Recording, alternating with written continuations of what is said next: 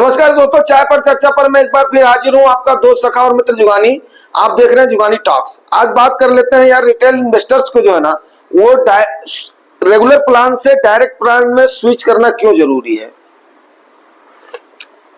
सबसे पहली बात तो मैं आप लोगों को एक बात बता दूं कि बहुत सारे ऐसे जो न्यू कमर्स होते हैं ना, वो न्यू कमर्स हमेशा किसी न किसी एजेंट के या बैंक के या किसी ब्रोकर के सहारे तो नहीं कर सकता, उनके थ्रू आ जाते हैं किसमें, इन्वेस्टमेंट के इस क्या बोलते हैं उसको, जिसको हम ये बोल सकते हैं कि इन्वेस्टमेंट करने के लिए आ जाते हैं। अब वो एक तो रिटर्न देख करके आते हैं, उस समय रिटर्न काफी सारा बुल रन में देखो बहुत सारे इन्वेस्टर्स आते हैं, पहली बात। दूसरी बात क्या होती है कि वो ये देख करके आते हैं कि इतना सारा रिटर्न पिछले 3 सालों में 4 सालों में मिल गया है, तो हमें आने वाले समय में भी मिलेगा। वो उस बात से अनभिज्ञ होते हैं कि आने वाले समय में एक गिरावट का दौर भी आ सकता है, जहां पर उनका कार्पस भी डाउन हो सकता है। वहां पर फिर वो बिना तैयारी के आते हैं, बिना मानसिक प्रिपरेशन के आते हैं। फिर क्या होता है, जैसे उनको दिखाई देता है कि यस मेरा कार्पस इतना डाउन हो गया है, वो वहां पर छोड़ छाड़ करके भाग लेते हैं।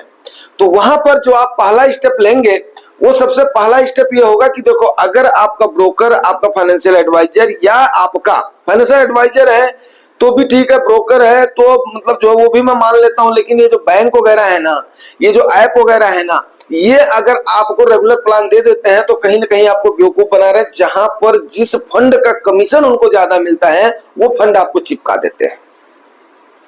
तो आज के टाइम पर ऑनलाइन कई सारे प्लेटफॉर्म हैं जिसके थ्रू आप रेगुलर से डायरेक्ट में स्विच कर सकते हैं, वो मैं आपको बताने की कोशिश करता हूं। नंबर 1, सबसे पहले जान ले कि रेगुलर से डायरेक्ट में स्विच करने की जरूरत क्यों है। रेगुलर फंड भी वही होता है, सेम ही आपके फंड्स होते हैं, कोई भी उसमें चेंजमेंट नहीं होता, लेकिन इसकी एनएबी थोड़ा सा कम होती है। अब एनएबी क्यों कम होती है, क्योंकि वो उसका कुछ कमीशन आपके ब्रोकर को चला जाता है। अब ब्रोकर 1% से लेकर के 1.25% तक वो जाता है। अब आपको लगेगा कि साल भर में यार 1% ही तो देना है, ऐसी कौन सी बड़ी बात है।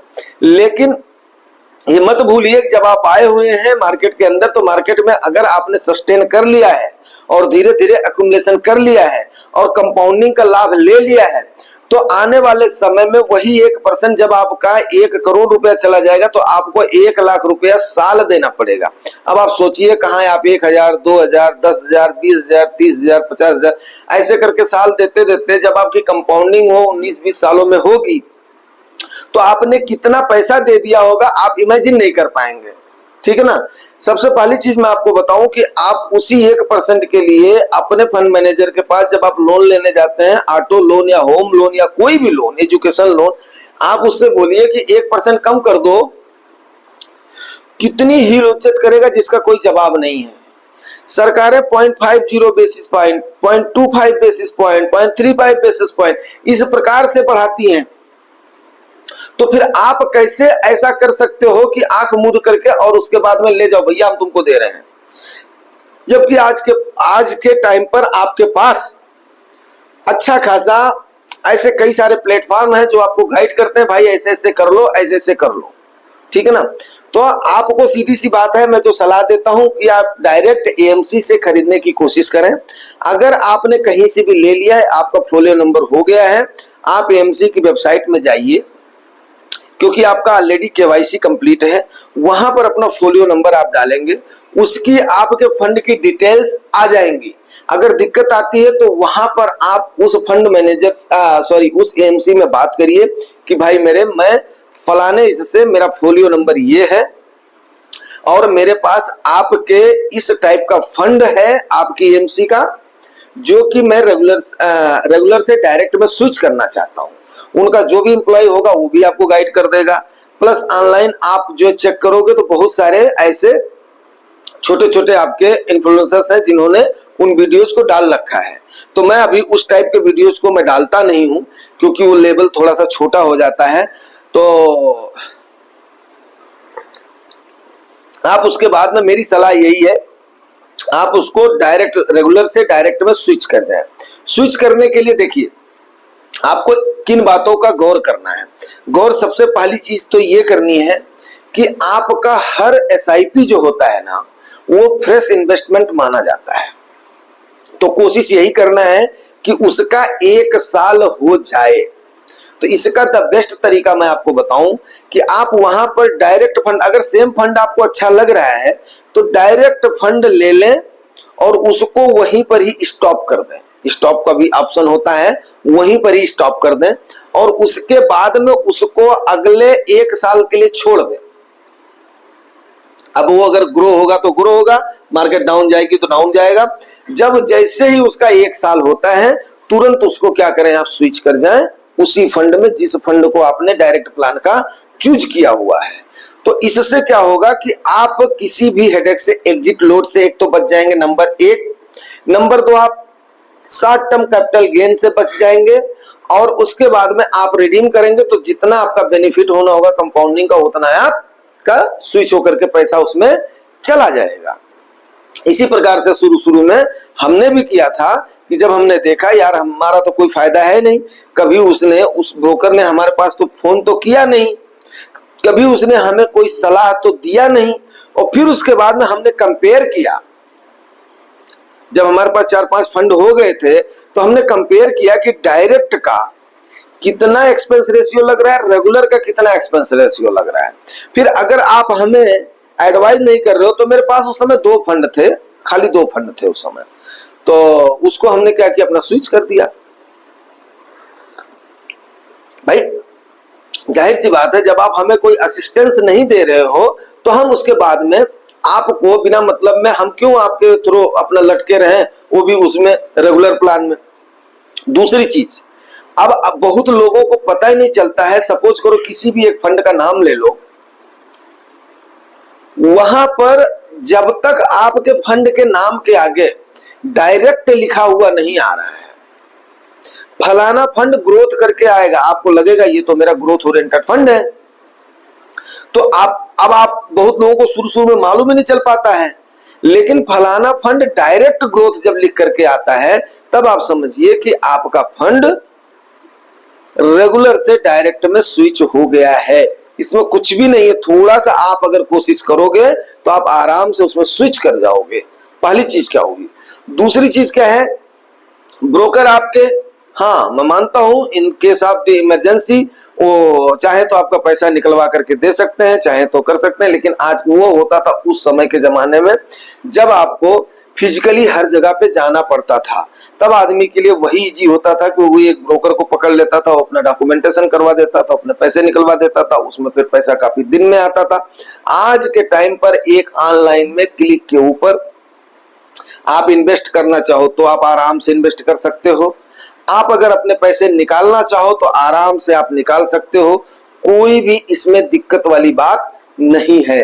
एक क्लिक के ऊपर सिर्फ और सिर्फ क्या है, आपको जानकारियां जो है छोटी छोटी, वो बेसिक जानकारियां आपको होनी चाहिए। बाकी ये ऐसी चीज है जैसे जैसे आप इसको करते जाओगे ये आपको अपने आप ही बताता चला जाएगा। ये बात मैं आज आपको खुल करके बोल रहा हूं, ये एक एजुकेशन का मामला है। दिक्कत आती है आप उसके बाद में कमेंट करो, कमेंट में आपको पर्टिकुलर एएमसी का कहां जाना है, कैसे जाना है, आपको खोल करके मैं उसमें अपना दिखा दूंगा, कोई टेंशन वाली बात नहीं है। बट बाय मेहरबानी जो रिटेलर्स हैं वो रिटेलर्स उन चीजों को समझो कि आप कल की डेट में रिटेलर्स नहीं रहोगे, एक अच्छे खासे इन्वेस्टर बन चुके होगे। अगर आप जितनी सावधानियां, जितने वीडियोज आपको जुगाई टॉक्स पर बताए जाते हैं आप उनको सही तरीके से देखते हो तो आपका जो चक्षु है ना, ये चक्षु खुलना शुरू हो जाएगा। आपके सोच का दायरा जो सिमटा हुआ दायरा है, वो सोच का दायरा आपका बढ़ता चला जाएगा। आने वाला समय एक दिन ऐसा आएगा कि आप अपने आप ही लोगों को जागरूक भी करोगे। क्यों? क्योंकि इसमें जागरूकता बहुत जरूरी है। अगर बंदा जागरूक नहीं, अब जैसे मान लिया अगर मैं ये चीज नहीं बताता कि रेगुलर से डायरेक्ट में स्विच हो जाओ, बहुत लोग आपको सीधे सीधे बता देते, लेकिन वो मकसद हल नहीं होता है। वो सिर्फ और सिर्फ क्या होती है, एक टाइप की टिप हो जाती है, एक टाइप का हो जाता है। लेकिन जब तक आपको सही तरीके से ना समझाया जाए कि ये चीज क्यों जरूरी है, ऐसा करने से आपका क्या लाभ हो सकता है? ऐसा करने से आप एक अपने आप के खुद के इन्वेस्टर कैसे, जबकि इसमें कोई इतनी बड़ी बात है ही नहीं है। रेगुलर और डायरेक्ट का कोई फर्क ही नहीं है, फंड में कोई भी फर्क नहीं है। सिर्फ और सिर्फ किसका है? रेगुलर में नुकसान ही है बनस्पति डायरेक्ट के। लेकिन लोग पता नहीं क्यों डरते हैं, ये बात हमारी भी समझ में नहीं आती है। जब वो करना शुरू करेंगे तब जाकर के उनको समझ में आएगा। आपने इससे पहले इन्वेस्टमेंट के बारे में क्या सुना था? क्या नहीं सुना था। जब आप आए इसमें तभी आपने सुना, जब आप इसमें घुसे तब आपने जाना है, ठीक है ना। इतने सारे वीडियोज में मैंने कितनी चीजें आप लोगों को बताई हुई हैं कि आप उस चीज को इमेजिन नहीं कर सकते हो। कितनी सारी जानकारी है, कितना सारा बृहत ज्ञान भंडार बन चुका है कि आप उसको देखते जाओ, समझते जाओ, सीखते जाओ, तो उसके बाद में फिर आपको समझ में आएगा यस यार।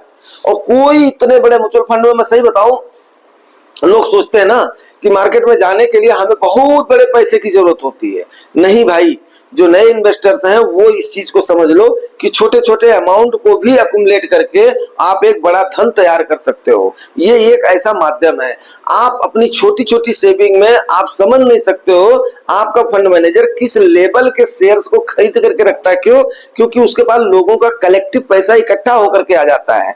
तो वो फंड मैनेजर आपका, अगर स्मॉल कैप की बात छोड़ दिया जाए तो अगर मिड कैप की, फ्लेक्सी कैप की या लार्ज कैप वगैरह की बात कर लिया जाए तो बड़े अच्छे अच्छे ब्लू चिप शेयर्स आपका फंड मैनेजर लेकर के रखता है। हाँ, बेशक मानता हूं उसका रिटर्न थोड़ा सा, जैसे लार्ज कैप हो गया तो आपकी एक्सपेक्टेशन के मुताबिक रिटर्न नहीं रहता, लेकिन बुल रन में 15% को क्रॉस कर जाता है, आपका लार्ज कैप भी क्रॉस कर जाता है। अब आप जो ताजुब करेंगे कि आज के टाइम पर मैक्सिमम लार्ज कैप 18, 19, 20% तक जो है दे दिए है, अपना रिटर्न दिए है, जो कि पिछले 10 सालों में कभी नहीं दिया था।